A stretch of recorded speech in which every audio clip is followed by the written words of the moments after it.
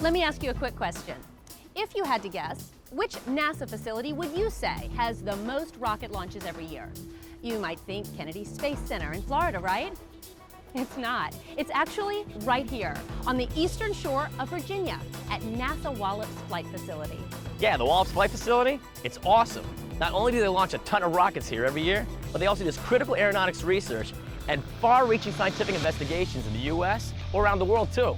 All this is launched and managed on this tiny island. Hey, I'm Johnny Alonzo. And I'm Jennifer Pulley. And today on NASA 360, we'll take a closer look at the suborbital launches that are being conducted here at NASA Wallops Flight Facility, all to help us better understand our world and our universe. Nestled along the Atlantic Ocean, just across the road from the famous ponies of Chincoteague, and not too far from Washington, D.C., this facility is an ideal site to launch orbital and suborbital payloads. It was originally established in 1945 to conduct aeronautical research using rocket-propelled vehicles that help us better understand aerodynamic and heat transfer issues on aircraft. Some of the first tests involved strapping unmanned aircraft models onto rockets and blasting them off. Back then, there were no computers or wind tunnels that could provide enough data for us to understand the burgeoning supersonic flight industry. Pilotless aircraft tests were the main tests performed here until 1957, when the Soviets sent Sputnik into space. After that, the space race was on, so Wallops' mission changed somewhat. Soon, Wallops researchers began testing NASA-developed components of the human space program, such as capsule escape techniques, research and re-entry and life support systems, and not to mention the technologies and instruments for solar satellites, astrophysics, geospace, astronomy, microgravity, and telescopes. Since its first research launch on July 4th, 1945 through today, the Wallops launch facilities have set up over 16,000 rockets that have increased our scientific knowledge.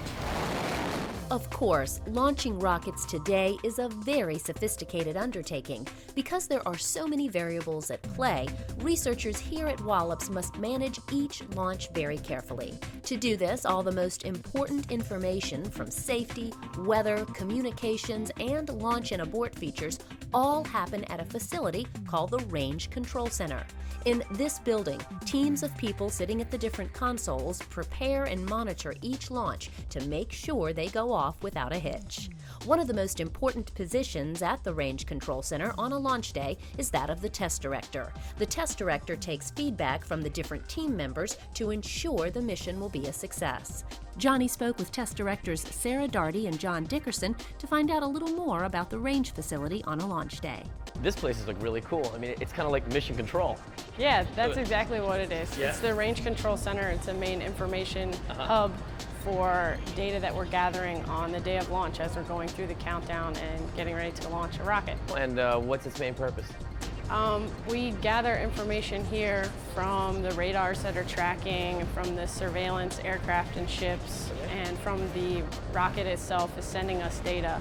And we put it on a bunch of computer monitors and screens here in the center so people that need to make decisions on it or monitor status can see what's going on while we're going through the countdown and when we get to T0 and beyond.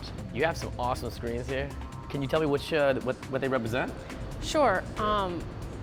We put any kind of data that we're gathering here on those screens. So we're looking at the real-time flight trajectory of the launch vehicle while it's launching so we can see its actual position in time. We're looking at weather displays, we're monitoring surveillance cameras that we have that are looking at the vehicle on the pad, or they're looking at boats that are getting too close to the coast.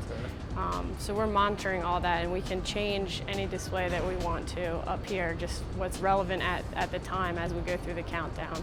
As Sarah mentioned, on a launch day there is constant surveillance happening to assure the safety of everyone involved. Launching rockets is inherently dangerous, and mission directors keep a close eye on radar and safety personnel to make sure the launch area is clear of aircraft or boaters near the launch zone during a flight. This can be a daunting task due to the sheer number of vehicles launched here every year.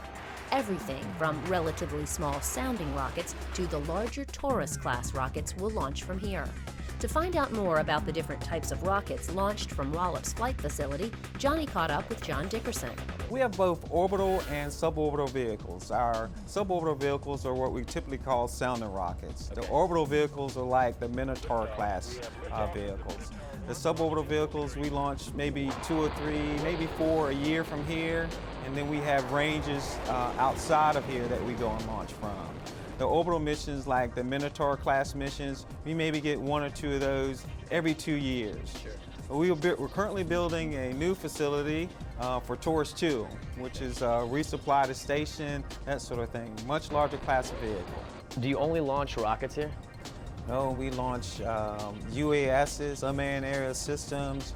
We test aircraft. We have ultra-high duration balloon facilities.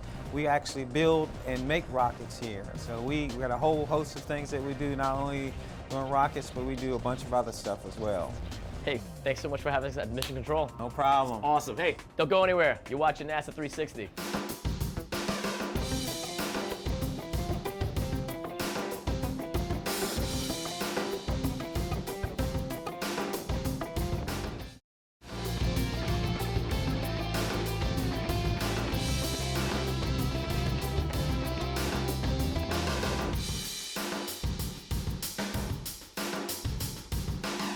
As we just saw, there is a very complex system to launching rockets. Currently, Wallops averages about 30 launches per year, with a majority of those launches being sounding rockets. Now, right now, we're inside the unique facility that manufactures many of the components and then integrates them into the sounding rockets. Let's speak with my buddy Brian Hall to find out more about sounding rockets and how they're being used here. Okay, Brian, what is a sounding rocket? How is that different from, say, like a Saturn V, a huge rocket? Sounding rockets are smaller rockets consisting of 1 to 4 solid rocket motor stages and the payloads that allow researchers to get low-cost, quick turnaround access to space. Okay, and in this building there's actually a full-scale sounding rocket here. This is a full-scale model of a 2-stage sounding rocket vehicle with a representative science payload on top. Okay, and inside the payload is? The science instrument, along with our systems that allow them to collect their data. Okay, so where do you find these rockets? Most of our rockets are actually surplus military assets that were going to be accessed, and we utilize them to keep our program costs low. So Brian, how do sounding rockets work? Sounding rockets consist of payload and motor systems. The first stage motor is ground fired. Subsequent stages are fired during flight. And those stages will loft the payload anywhere from 30 to 950 miles and provide flight durations from 5 to about 20 minutes. Okay, so you're talking pretty high up. Is that considered out of Earth's orbit? Actually, they do not have enough velocity to escape Earth's gravity, so they fly along a parabolic trajectory. Okay, and are they recoverable? Where do they land? Some of our missions are recovered. We launch missions out of Wallops Flight Facility, and they're recovered from the water, and also out of White Sands Missile Range in New Mexico. They're recovered on land, and routinely those payloads are refurbed and reflown later for subsequent science missions. You mentioned using surplus military rockets. Do you design or build any here at Wallops? We actually take the surplus military motors and design a vehicle configuration from those motors. So is this the building where they're actually designed and built? All the design and fabrication and assembly takes place in this building. The rockets go through a very rigorous test program, the payloads especially. We're in the environmental lab facility right now where we take them through a battery of tests to make sure they'll survive the rough sounding rocket flight environment. Okay. And we also conduct a vast number of test flights to make sure they're going to survive the flight environment prior to using them on science missions. Brian, talk to me about this room. What kind of testing goes on here? This is a large concrete and steel reinforced room with a Kevlar curtain there to allow us to test any in-flight deployments or other mechanisms prior to flying them on a science mission. Payload system would be mounted on the turntable there. It would be spun up to its flight environment, and we would actually monitor through video systems the actual events, and the events are triggered safely by a technician outside the chamber. So Brian, what are the advantages of using these smaller sounding rockets? Because they are low cost, quick turnaround, they provide a platform for instruments to be tested on these smaller rockets at much lower cost before they go on to the bigger rockets and larger orbital satellite missions. I had mentioned that Wallops launches approximately 30 launch rockets a year. That seems like a lot. It is a lot, yes. Our program launches anywhere from 20 to 30 a year, depending on the science, and from locations all over the world. Our vehicle and payload systems are portable, as well as the Wallops range systems are portable, so we go where the science is. If there's a certain phenomenon, like the aurora borealis, that's common in Alaska, we'll take payload systems up there to launch and study the aurora in situ, in time and in place, while the phenomenon's occurring. Wonderful. It's kind of like you just pack it up and go on a road trip. Yes. So Brian, when you're testing with these sounding rockets, do you usually test them to failure? Actually, we test our systems to failure in the initial design phase, and then we'll test them to various qualification levels that ensure they'll survive flight. Okay, why? Because our program is a little bit different than NASA's primary mission, where failure is not an option, our program accepts a lot more risk because we want to keep the cost low. We want to develop new systems for larger NASA missions. Walk us through the process of designing and building a rocket, a sounding rocket. Our mission life cycle span anywhere from a couple of months to around 2 years. In that process, we get the requirements from the science researcher. We take those requirements, design the payload systems, pick out the vehicle, design the trajectory. Then we actually build most of the hardware in our facility here, do the assembly, and then we'll bring it to our test labs and test it and make sure it's ready for flight. Then we'll ship it out to the launch head and actually conduct the launch operations. You said 2 months. I mean, a couple of months, that's a pretty quick turnaround. That is a very quick turnaround. That's some of our simple payloads. Yeah, an advantage to having these smaller rockets, I suppose. What is so unique about NASA Wallops flight facility, and specifically this building, in designing and building sounding rockets? We're the only group within NASA that actually does this type of work. We're very unique in the government as well. Consequently, we support not only NASA, we also support many government agencies and universities who are looking to conduct science research. Brian, thank you so much. It was a pleasure. We appreciate the lowdown on NASA's sounding rockets. Stick around, you're watching NASA 360. We'll be right back.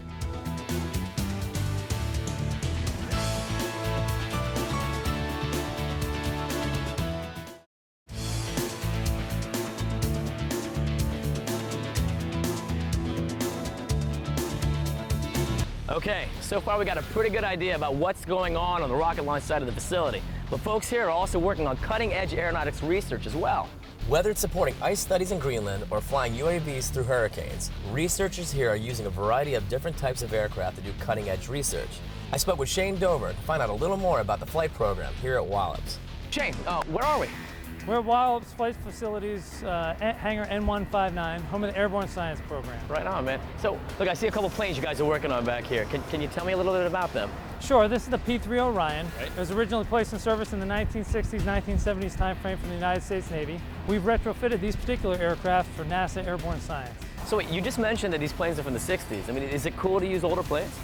Yeah, these planes, although they were built in the 60s and 70s, they're still in service with the United States Navy, and they'll be in service till about the year 2025, 2030. Nice. So as long as the plane's maintained well, it can fly a very long time. What kind of missions are you doing here? Well, the aircraft in general, we modify heavily from mission to mission. Okay. We fly a wide variety of missions, everything from atmospheric chemistry missions to the most recent deployment we did in Greenland for the Operation Ice Bridge. Really? That mission flies low altitude lasers, it uses radar systems, it uses a device that measures the Earth's gravity, believe it or not, and a magnetometer uses that suite of instrumentation to measure the depth and volume of ice. That mission is repeated year after year, and that allows us to get an idea of changes in that climate in Greenland. Why in Greenland? Well, Greenland represents the northern polar ice cap. Okay. Greenland's unique in that it has this very mountainous exterior, but the middle is all ice cap. So by measuring the depth of that ice cap and where that ice sheds into the ocean, we get an idea of the rate of change of the volume of that ice cap from year to year. Gives us an idea on global climate change. Greenland's like a couple thousand miles away. Right? I mean, you guys like fly, you know, from here back and forth? I mean, you stay there? What's the deal? Yeah, we go to Greenland and then we operate out of two major airfields in Greenland. Okay. Thule Air Force Base and Sonderstrom, which is a airfield a couple hours south of Thule. Sure. From there, we launch about 8-hour profile missions. Okay. Those missions go out over the ice cap, make their measurements, and return to that airfield. During that deployment, we flew 75,000 statute miles. That's about 3 times the circumference around the Earth at its equator. So tell me, why is the P-3 such a great platform? P-3 is a heavily modifiable airplane. It's safe, it's reliable, allows us to fly those low altitude mission profiles with a very large suite of instrumentation on board, gathering the most data possible during that time frame. Then its performance capability allows us to fly into these fjords and down in these glacier regions. And then if we did have a malfunction or a problem, we could climb out of there. It has a lot of excess power, a lot of performance capability. All right, so I mean, you're flying these larger craft, okay? What about like the smaller ones, like UAVs? UAVs definitely have a role in airborne science, and I think an increasing role. UAVs are good because they don't put a man in the loop, especially in some of those regions you would not want to fly. UAVs can fly missions low over the ocean in the middle of a hurricane, and there's really not a risk to that particular platform. So that's the sort of mission that you'd fly with a UAV that you wouldn't necessarily want to fly with a manned platform. Hey Shane, thanks so much for having us out here today. And good luck on your missions, man. Thanks, Johnny. Thanks for having NASA 360 come by. No worries. See you again.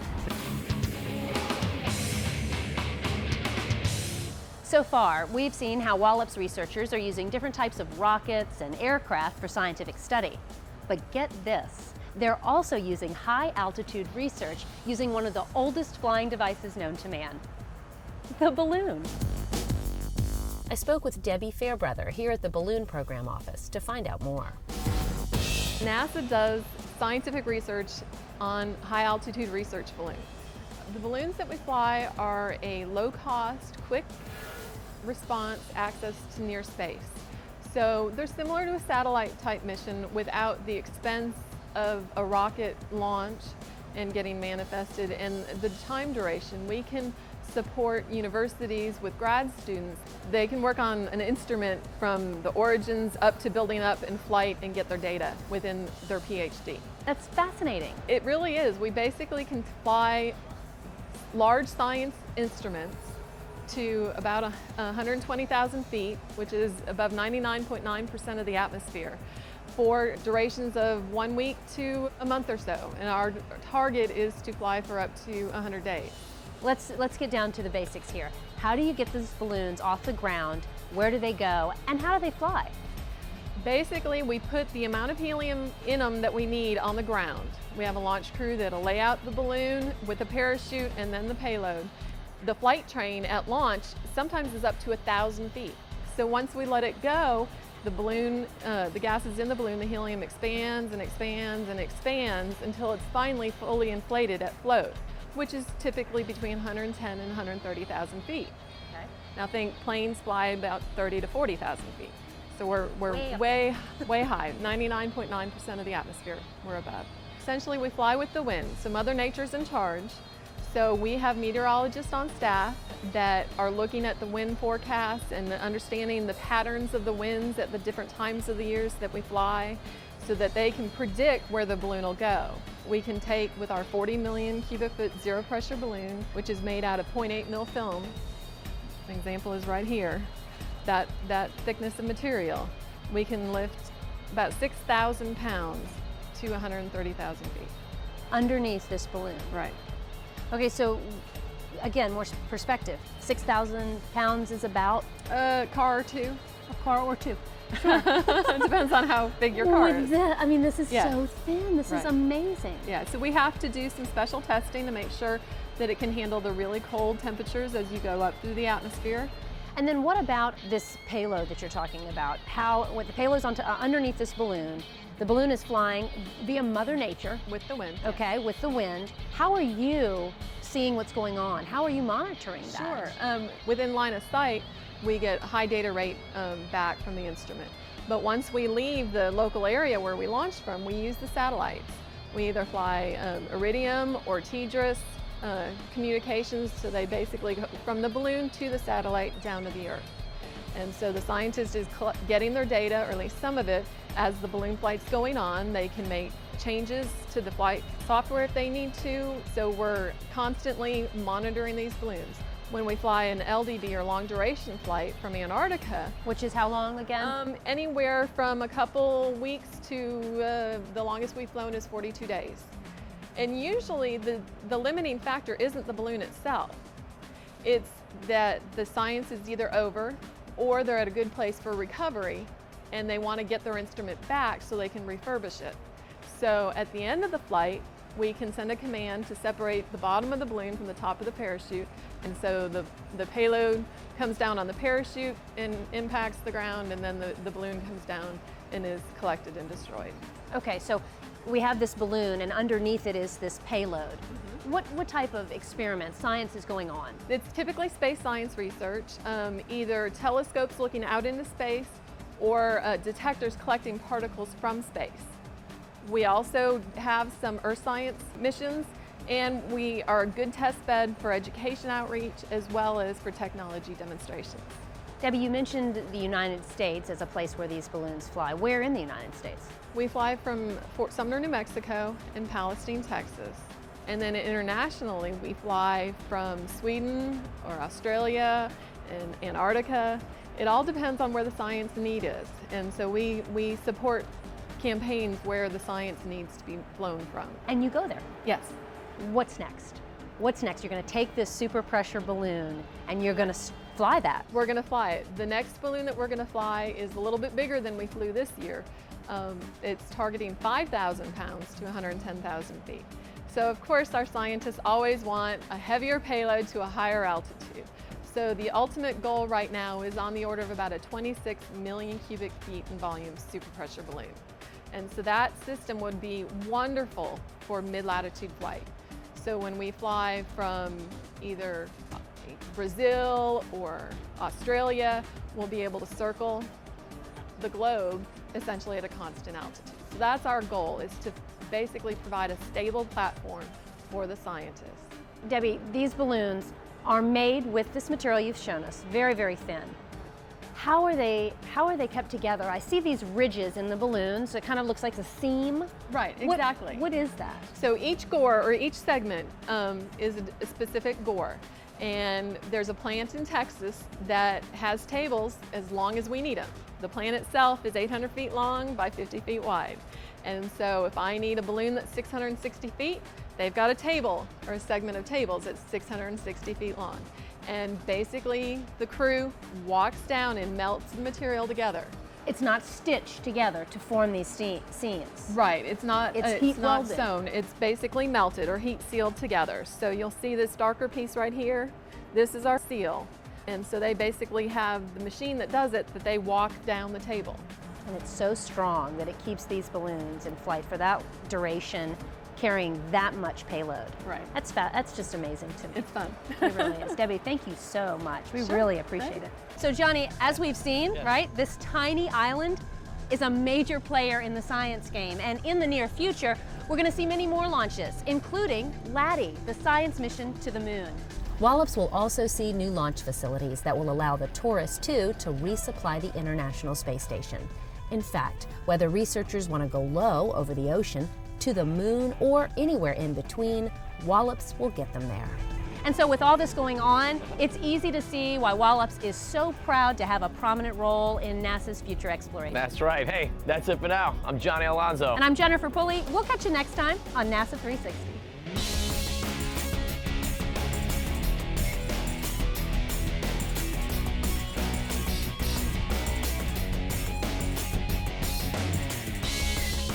Okay, so far we've got a pretty good idea about what's going on the rocket side of the facility, rocket launch side of the facility. Yep. Absolutely. Thanks a lot.